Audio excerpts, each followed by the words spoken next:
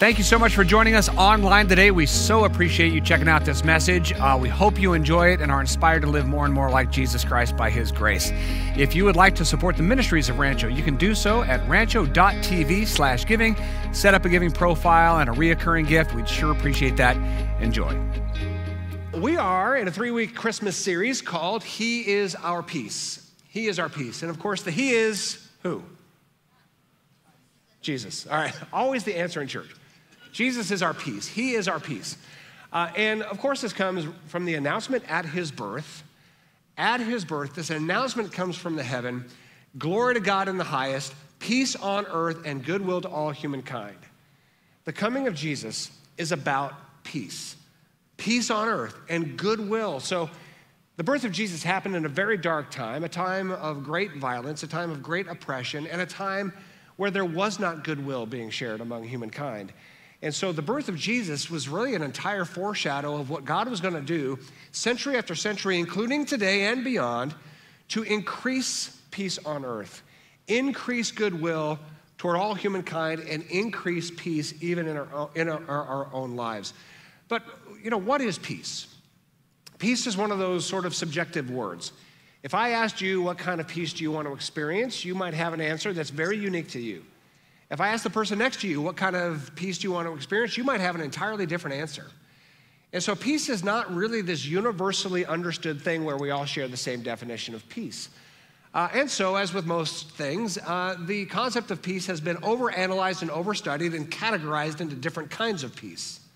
One kind of peace is called negative peace, which I don't quite understand. It's like saying negative positivity. They're totally opposites.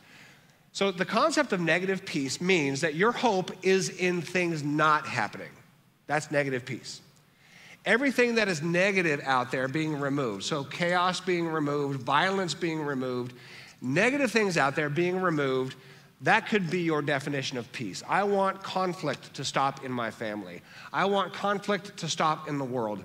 That's a vision of negative peace. Things not happening will bring me peace. Make some sense? Kind of a weird definition. There's a different kind of peace that is more in our control, because the reality of negative peace is we are not in control of what other people do. We're not in control of the violence in the world. We're not in control of chaos that kind of happens. So if our hope is in things not happening, we're going to be perpetually in turmoil because we can't control that. There's a different kind of peace. It's not negative peace. It's what? Positive peace. Very creative. Positive peace, and that's within. That's in our control. It basically says this: whatever is happening in the world around us, whether it's good or bad, right or wrong, peaceful or violent, I am going to walk a journey of having this positive peace really spring from within me. And I'm in control of that. I'm in control of that.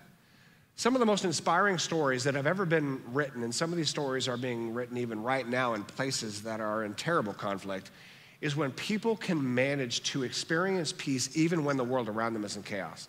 Sometimes literal war zones, right? Where atrocities are happening around them and people desperately essentially make this commitment to the heavens: this will not destroy my peace. This will not destroy me. So we're gonna walk an intentional journey of trying to find a sense of calm even in chaos. We're gonna try to find a sense of peace even in violence. We're gonna try to find a sense of calm and warmth and life no matter what happens around me. That's positive peace. And that's the kind of peace I'd like us to explore as we approach Christmas Eve and beyond. Positive peace includes the attitudes that create and sustain a peaceful feeling in any circumstance. Now, to be clear, wanting negative peace, meaning the bad things to stop, is not bad. That's actually a good thing. It's a noble thing to want chaos out there to stop and wars out there to stop and oppression out there to stop. That's completely fine. Want that, pray for that, advocate for that. But a lot of that's out of our control. What is in our control is this inner peace that determines I will feel the calmness of the presence and the love of God. I will feel a calmness that comes from, people around me who I love and who love me. We're gonna find that sense of positive peace. That's why last week we started this series by focusing on inner peace. And that inner peace can have as its very foundation the idea that Jesus reveals who God is and connects us with God. So peace can come on a foundation of Christ himself. So these are the things we talked about last week, that through Jesus, there's a genuine knowledge of God. Jesus says, you've seen me, you've seen the Father. He is the fullness of God, divinity in human flesh. So through Jesus, we have a knowledge of God that can bring us inner peace. Through Jesus, there's a genuine union with God, unbroken and unbreakable union with God, purely by his grace, given to us freely, given to us before the beginning of time. We just need to know that and believe that. And how can we know that and believe that? Through Jesus. There's a genuine union with God. And even deeper than that, through Jesus, there's a genuine relationship with God. A relationship with God where we can talk to him through prayer, and he sort of speaks to us in a very sort of mystical and even very unique way to each one of us, either through his Spirit, through his word, through nature. Each of us can connect with God in a very real way that's unique to us. So this can bring us inner peace. So as we seek positive peace, as we seek inner peace based on who Jesus is to us, what begins to happen? We can then live peacefully. So living peacefully is the focus of today. If we walk a lifelong journey based on the foundation of the love of God through Jesus, to really experience inner peace and positive peace, we begin to live a more peaceful life in the world around us. There's a few ways to do that I want to talk about today. One, and we'll spend the bulk of our time on this first one, always put people first. If you want to live a more peaceful life, always put people first. Now, people first is kind of a cliche if you work in retail, for example. You know, put the customer first. The customer's always right. It becomes kind of a cliche deal. But I'm talking about like a genuine soul-level conviction that I'm going to look at every single human being on earth and treat every single human being on earth as though they are a dearly loved, handcrafted, beautiful person made in the very image of God. And that is a very unique way to live. Oftentimes, we can treat people who are close to us like that. Our family members, our friends, we treat them with dignity, we treat them with respect, there's empathy there, there's care. If they struggle, we can come alongside. But then from there, it kind of falls off really quick. The further arm's length somebody gets or beyond, the less we humanize them. It's just normal. It's just natural human relationships. But if we can follow Jesus towards the goal of humanizing everyone, treating everyone as dearly loved and made in the image of God, a peace will be lived out, a peace that this world desperately needs. But there's whole areas of societal life that intentionally dehumanize people. So this is very, very difficult. 4 areas real quick. And we've talked about these in previous weeks. The realm of politics intentionally dehumanizes people. You're a Republican, you're a Democrat, you're not a human being, you're a vote. And so you're treated like a vote with political ads and political parties and even political debates. Are those humanizing political debates? No, you're the enemy, you're the enemy. I'm right, you're wrong. It's just this dehumanizing thing. Now, politics is necessary, I guess, to keep civilizations civil, but it is really a dehumanizing sport, right? And so we got to fight, through politics. And some of us may have deep political convictions. There's nothing wrong with that, but that doesn't mean we have to dehumanize people who don't agree with us. They're just people who don't agree with us, right? And we can actually treat people who disagree with us politically as dearly loved, made in the image of God. It is actually possible. The other area of life, as we've talked about here quite a bit, that intentionally dehumanizes people is religion. Religion is about, hey, we believe the right things, you don't. We're believers, you're unbelievers. We worship the right way, you don't. This doctrinal thing we have nailed and you don't. We worship the right Jesus and you don't. I mean, it's dehumanizing. We can't have kind of civil disagreements about matters of faith. It's no, I'm right, you're wrong.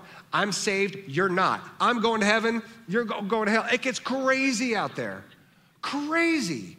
And it's all dehumanizing, right? So we got to fight these giant, what I would call forces within civilizations that dehumanize each other, politics, religion, and it could be as simple as being inconvenienced. As you're driving in traffic, we dehumanize everybody around us. They're traffic. They're in our way. I told you my epiphany a couple years ago. It's like, I'm traffic. That's not right. That's not right. That doesn't feel good. It took me 51 years to recognize as I'm, shaking my fist at the traffic. It's like, I'm the traffic dummy. And so now, just sit in traffic and go. We've talked about that before. It's just one little example of how we can intentionally humanize people that we consider to be inconveniences.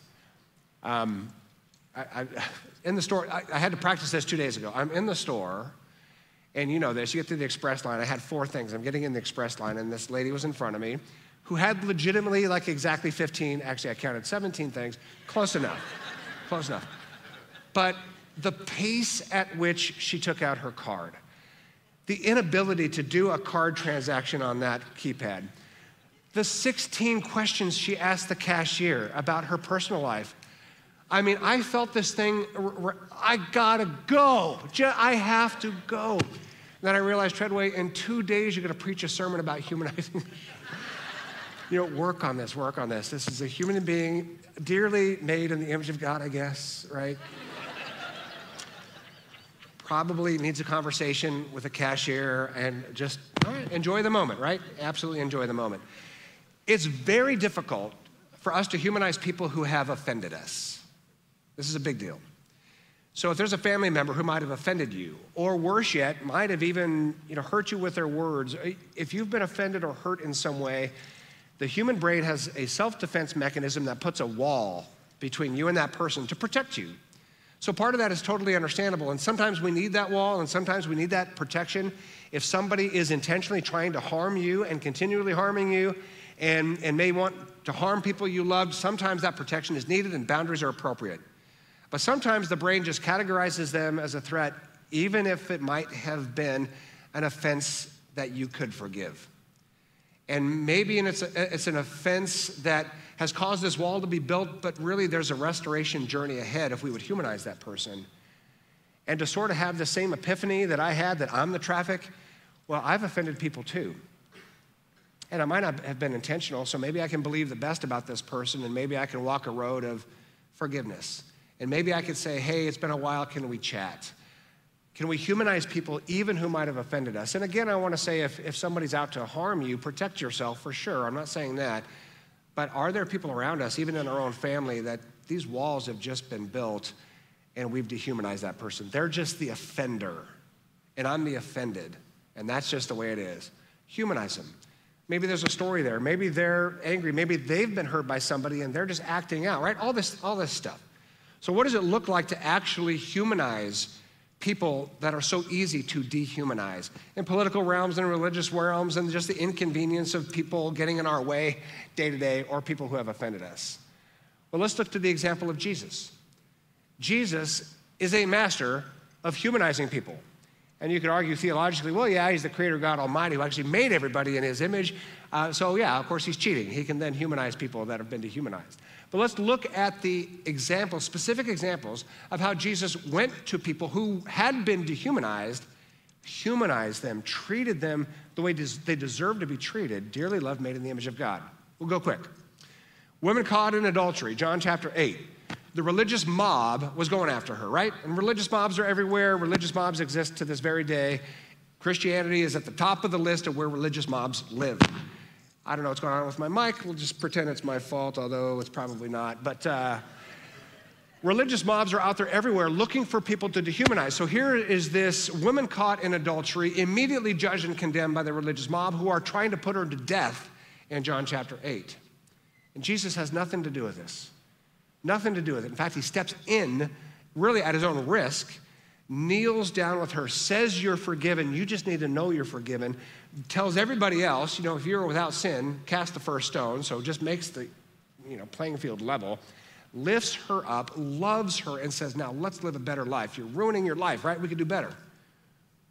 All in the context of love. He humanized her in the face of a religious mob who dehumanized her. Then there's the blind beggar in Luke chapter 18. 2,000 years ago, if you had a physical disability, you were considered to be cursed by God. No joke. There's some people who still believe that. Well, your life is going wrong because you did something wrong, right? So God's going to get you. That's the way it was back there. So here's a blind beggar, and he's out there just trying to, eat every day off of the crumbs of people around him, totally dehumanized. Jesus kneels down, has a conversation with him, treats him like a human being, dearly loved, made in the image of God, and cares for him and brings him healing. The Samaritan woman at the well, John chapter 4. Here's this woman in public. Men were not supposed to speak to women in public. It was forbidden, dehumanizing. She was Samaritan. She had the wrong blood flowing through her veins, so they thought. Ends up, DNA says, no difference in her ethnicity. But because she was labeled as a race that was looked down upon, she was marginalized and dehumanized. Not only that, she had some moral problems, right? A little bit of a flusy, right? And so she was judged as someone who just was not dialed in the way the religious expectations wanted her to be. And so he treats her as a human being, has a conversation with her, talks to her, knows her, forgives her, lets her know, hey, you are forgiven, and let's move forward in a better way. Humanizes her. How about the thief on the cross? Luke chapter 23. Thief on the cross. No one cared about people being crucified. No one cared about them. They were utterly dehumanized, being murdered in the most horrifically torturous way. And so here is Jesus, who himself was being crucified, loved this person next to him and wanted this person next to him in his final hours, in his final days, in his final breath, to know, hey, you are loved and you are forgiven. Himself dealing with the guilt of his own failure. I think I'm going to need that mic. Thanks. Dealing with his own failures, dealing with the fact that he was under condemnation and being crucified, also dealing with the fear that when he breathes his last breath, he may be facing the judgment and the wrath and the condemnation of God. All this you can imagine swirling around the head of the one being crucified next to Jesus. And Jesus has the selflessness and wherewithal to give him comfort. Today, you're going to be with me in paradise. Today, even as you're being crucified, I want to give you just a little bit of peace. A little bit of peace that you are in the hands of God and you're going to be fine. Jesus saw a human being. And then how about the Roman soldiers, the ones who were actually murdering Jesus? Jesus loved them and humanized them. I don't know if I would humanize my murderer. But that's exactly what Jesus was doing. And he said out loud with his mouth so they could hear, Father, forgive them, they know not what they do. He even humanized the ones who were murdering him so that they would have a little bit of peace, that while they were perpetrating what could be argued the greatest injustice in human history, murdering the Son of God, Jesus wanted them to know they are loved and they are forgiven. Dearly loved, made in the image of God, Jesus humanized everyone. The thief on the cross, his own murderers, and everyone who had been marginalized by the religious mobs and the political mobs, he humanized every single one. And I'm telling you, we have got to guard dehumanizing people. Politically, religiously, we have to guard dehumanizing people by judging them, labeling them, condemning them. We've got to guard our tendencies, and we all have them, to have biases. When it comes to religious biases, moral biases, racial biases, we all have them. We've got to fight human nature to try to strive to live the life that Jesus lived, which is to intentionally put in the work to treat everybody as dearly loved and made in the image of God. And I thank God for this church because we are trying to do that. We're trying to get past the sort of tribalism and camps and we're right and they're wrong and we're blessed and they're condemned and we've got the answers and they don't. Try to push through all of that and humanize everyone. That's the journey we're on. On a very personal level, this Christmas, we can do the same beginning in our own household.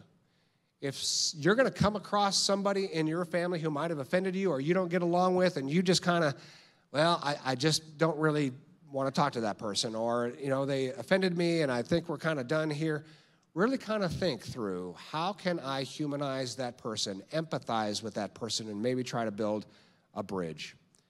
Don't see your kids by their struggles. Sometimes with parenting, we see the struggles that kids have, and they might have some behavior issues or academic issues, and they might not do their chores around the house, and things just kind of get negative at times. We got to battle that, not look at our kids by their struggles or shortcomings, but humanize everyone in our house. Humanize the person who has even sort of made mistakes or offended you. Humanize people in, you know, our neighborhoods and on our roads and in the stores who might be getting in our way. Don't see people as inconveniences and don't see people as annoyances. All that is dehumanizing. Sound easy, huh? It's pretty difficult. There's a very famous story that just has to be told here in Luke chapter 10. It's the story of Mary and Martha. And this is exactly what was going on here. A house full of people. And you're going to have a house full of people. You're going to go to a house full of people. And there's going to be a lot going on. A lot of life, a lot of noise, a lot of people, a lot of activities maybe. And so here's Martha. And she decided to be the host of this big party. And the guest of honor was Jesus, the very Son of God. And so, no pressure, Martha. But she wanted everything to be perfect. And she was working real hard. And you can sympathize with that. So, some of you who have, had guests over, and you might be wired to say, I want this to be dialed in.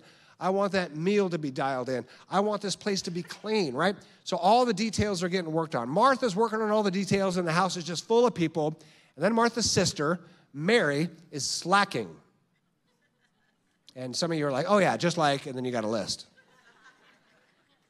So here's what went down. This is Luke chapter 10. Martha was distracted by the big dinner she was preparing. She came to Jesus and narked on Mary, her sister. No doubt she's been doing this her whole life. Lord, doesn't it seem unfair to you, right, that my sister just sits here while I do all the work? Could you tell her to come and help me?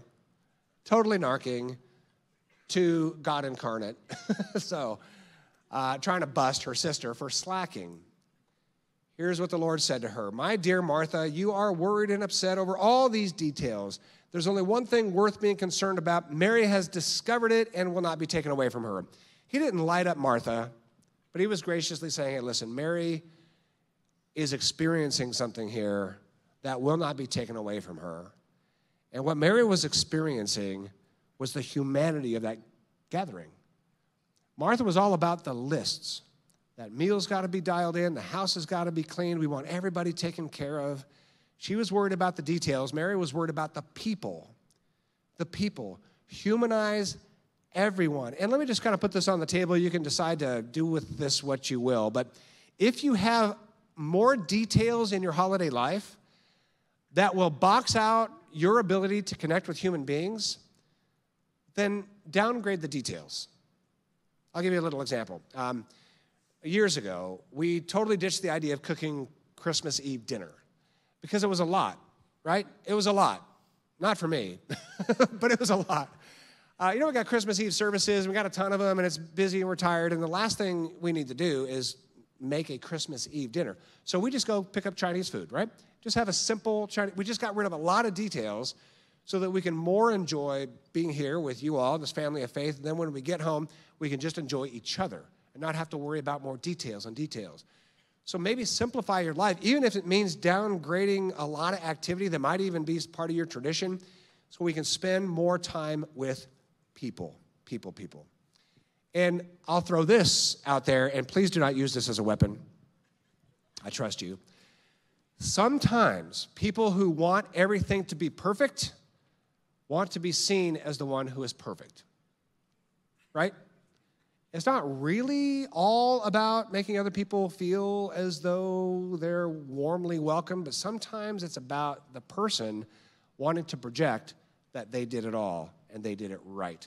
Just think about that, simmer on that. Do not use that as a weapon, you promised, right? But it's okay to simplify. It's okay to maybe downsize the details. There's something also here that I think has got to be really highlighted.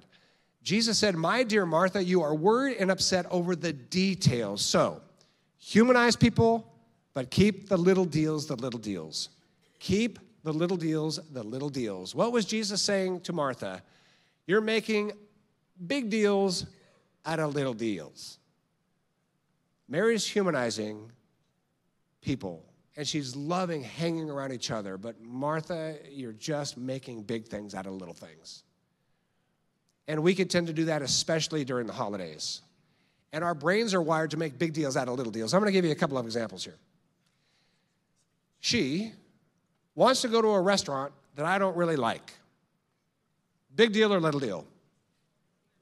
Little deal, good job. It gets harder as we go. Little deal. But the brain doesn't say it's a little deal. Keep in mind, the brain is wired to see threats, right? And so if she wants to go to a restaurant she knows I don't really like, our brain says this, well, her not wanting to go to a restaurant I don't really like means she isn't interested in what I like, which means she really may not care what I like, which means she really doesn't care for me at all, and we've got a big problem and a big fight. Little deals becoming big deals. We all do it because the brain makes connections that probably aren't even there. Keep little deals to little deals. She doesn't want to go to a restaurant, or she wants to go to a restaurant I don't really like. I'll get her back. There may be something better than that, but keep little deals to little deals. All right. He keeps throwing his nasty socks on the closet floor every single day. Big deal or little deal? All the guys say, that's a little deal. Women said nothing. Big deal or little deal? Okay, in the grand scheme of things, it is a little deal. I did this. I put my socks on the ground, and little deal, right? I'll get to it. At some point, I'll get to it and put them in the dirty clothes. I'll get to it. It is kind of a little deal, but the brain doesn't think so, and so here's kind of how that goes. Well, he knows I don't like that, which means he may not really care what I like. He may not care what I care about, therefore he does not care about me as a human being, and we got to fight, right? So we did this for a while. I left my stuff in our bedroom and in our closet because it's our bedroom and our closet. We don't give home tours in our bedroom and our closet, so who really cares if stuff's... That's my thinking, right? Some of you are totally offended and will never come to this church again. It's like, why not keep the place clean, and why not put things where they belong, right? So my wife, this is part of our story, it's like a big part of our story, even though it seems small, stopped harassing me about it and just started helping me put things in the dirty clothes. And then I realized after some time, my wife is putting some pretty nasty things away from me, and she should not have to do that. It took me 20 years to realize what was going on, but we finally started squaring some things away. So it takes a while, be patient, but over time, if we let the little things be the little things, the relationship can still thrive. Now, I'm not saying to ignore the little things at all. But as we address the little things, address them as little things and not addressing them as big things, and then, we can live a more peaceful life. All right, totally pulling this out of the blue. This would never happen in my actual household. But maybe you have kids that don't turn off lights. Maybe it's just hypothetical, like I said, because that's really hard. And these lights are on. Now, day after day after day, big deal or little deal? Okay, thank you. So one person. Objectively, it's a little deal. Now, again, I told you there's getting harder and harder as we go because there's a lot behind it. Well, is it a respect issue? We're burning money. It's like real money, and we care about the environment, burning energy. There's just a lot of things you could layer on top of that. But really, at its core, we don't really think our kids are like, I'm going to show my parents today. I'm going to get them today. I'm not going to shut up. It doesn't go through their head. It's just you do your thing and you walk out, and kids got a lot in their brains. They're heading to school, which is all kinds of complicated things and lots to navigate socially, and here we're concerned about turning off a light, right? So, again, we're humanizing and then keeping the little deals to little deals. Now, does that mean we never, ever address the little things like chores and light bulbs? No, we address them, but we address them as little deals, and we don't assume it's the greatest disrespect that any parent has ever, experienced in their life. This one's going to just create craziness. You're the second car at a red light. The red light turns green, and that person doesn't go. That's a big deal. I said, come on, you're such an idiot. I get more unreasonably furious at that than I think anything else in life. It's like, I had to get over that because 2 years ago, I was that jabroni who did that. I got distracted by something and a honk, and I'm like, okay, well, on my bucket list was to never fail to do an immediate acceleration on a green light and I failed that 2 years ago. 2 years, 1 month, 3 days ago. So to have the humility to say, okay, listen, I don't turn off all light bulbs. I'm not, paying attention 100% of the time. I'm not showing maximum respect to everybody always. So to have the humility to say, I'm a flawed person. There are flawed people around me. There's flawed people in my home. I can maybe let the little deals be the little deals because, and this is just a little thought experiment, if we amped up every little deal, and if people amped up every little deal towards me, there'd be out and out war and not a single relationship would survive So if we keep little deals the little deals, still addressing them as little deals, we'll be a lot better off, a lot better off. So always see people first, let the little deals be the little deals, and finally, and this will go quick, see the positive. See the positive. This one's more difficult than we might imagine because nobody thinks they're negative. Not a single person has said to me, I'm kind of a downer, right? I just see the worst in everything. Nobody thinks that about themselves. Everybody thinks they're the most positive, cheerful person on earth, but you're not. We all kind of tend to see the negative, and there are some people who are just flat out grumpy, absolute grumpy, and see the negative and always criticizing everybody. That person believes they're the most positive person on the face of the earth. So that's the challenge here is, well, how will we know if we're negative? Because no negative person thinks they're negative. So it's difficult. This is very, very difficult. But what we can do is try to be as sober-minded as we can and as self-reflective as we can about whether we see the positive or the negative. Now, the reality at the time of Jesus was that things were objectively negative. The Romans had invaded, I think, 92 years before Jesus was at the end of his life. And they had been oppressed and invaded multiple times before that by multiple kingdoms for hundreds and hundreds of years, about roughly 900 years. So the nation of Israel, the nation that Jesus was born into, was an objective mess. Oppression after oppression after oppression, injustice, forced poverty, violent cruelty. Jesus was born into a scene that was objectively negative. And so at the time of the birth of Jesus to the death of Jesus, people were generally culturally negative. This is terrible. This is awful. We thought God promised us a kingdom of prosperity. There is none. We thought God promised us a kingdom of might, military might. We have none. We thought God promised us this expanded, boundary of a prosperous nation. We have functionally no nation. We thought God promised that we would rule over the whole earth. That's what they thought, that God promised we would rule over the whole earth, and we are the ones who are ruled over by superpowers. They had lost hope. They saw the negative. They were in a deep, deep national depression as a people. And here comes Jesus. Now, most revolutionaries at the time were like, take up your sword, take up your shield, we're going to war. And that's the way things are going to turn around. And Jesus says, I have a different idea. How about we love our neighbor? What? How about we love our enemies? Huh? How about we rethink the whole idea of kingdom? And it's not about politics, and it's not about government, and it's not about nations, and it's not about boundaries, and it's not about armies, and it's not about violence at all. And we reimagine a whole new kingdom of love. Loved by God, loving each other, serving each other, advocating for the best in our neighbor. If an enemy forces us to give him his jacket, we are going to voluntarily give a shirt. If we are forced by a Roman soldier to walk a mile, we're going to ask to walk the second mile. This is the whole new way of life that Jesus imagined, and it's all about living peacefully. And it's hard for us to get our heads around this new kind of kingdom, but that is exactly what Jesus said. In the face of violence in John chapter 18, Jesus answered a Roman governor who was about to sentence him to death, my kingdom is not an earthly kingdom.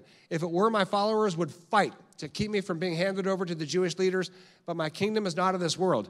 He says, my followers are not going to fight you, Rome. My followers are not going to fight the religious leaders. We're not going to fight political oppression or religious oppression with swords. We are going to live a life of love.